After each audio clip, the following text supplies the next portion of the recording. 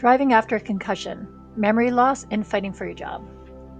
Hi, my name is Kathy Stacy, author of Echoes of a Concussion, now available on Amazon. Before we get into my story, here's something important to know. Driving after a concussion can legally count as impaired driving. Your memory, reaction time, and judgment can be affected even if you look fine. This was the call from the police officer. My story didn't start with flashing lights or being pulled over. It started with a phone call. A peace officer from Entwistle, Alberta phoned me and asked me to come to the station to write a report about the accident, what I remembered. I told him I couldn't. I just came out of the hospital with a brain injury. I was hallucinating, things were in waves. He told me I should go to my local police station here in Edmonton to get the report done.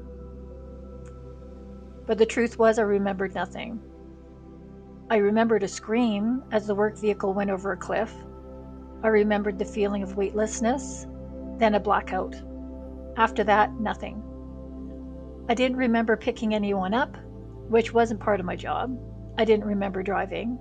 And I definitely didn't remember taking selfies halfway through the windshield, bleeding and covered in glass, and sending them to all my family and friends. When the officer asked, "Do you have a driver with you?" I panicked. I lied and I said yes, because I was terrified of getting into trouble for actions I couldn't even recall. This is from my book, When My Employer Pressured Me. After the accident, my employer demanded I drive and hand deliver all the suitcases from the crash. She was well aware of my concussion because the hospital let her know, but she also abandoned me at the hospital. I stood there shaking, barely holding myself together. I told her, "I can't do this," and then the tears just came.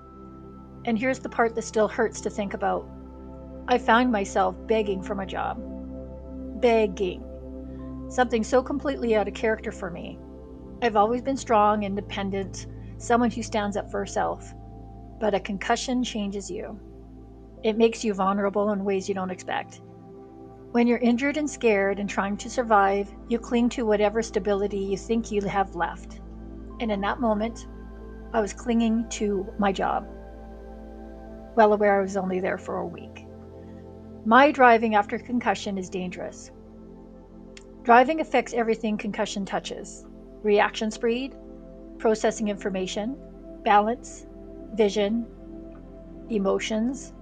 Even if you feel okay, your brain might not be ready. You can be legally impaired without alcohol or drugs, just from the injury. Why this story matters. Concussion isn't about a bump in the head. It can take away your memory, your confidence, your personality, and even your dignity.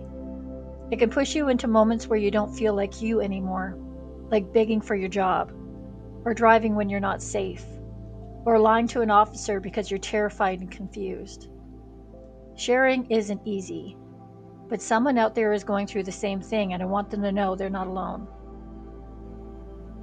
In closing, I am Kathy Stacy, a concussion survivor, and my book, Echoes of a Concussion, shares real stories and real struggles of recovery that survivors rarely talk about out loud. If this helped you, please like, subscribe, and share. Your story matters. Don't give up.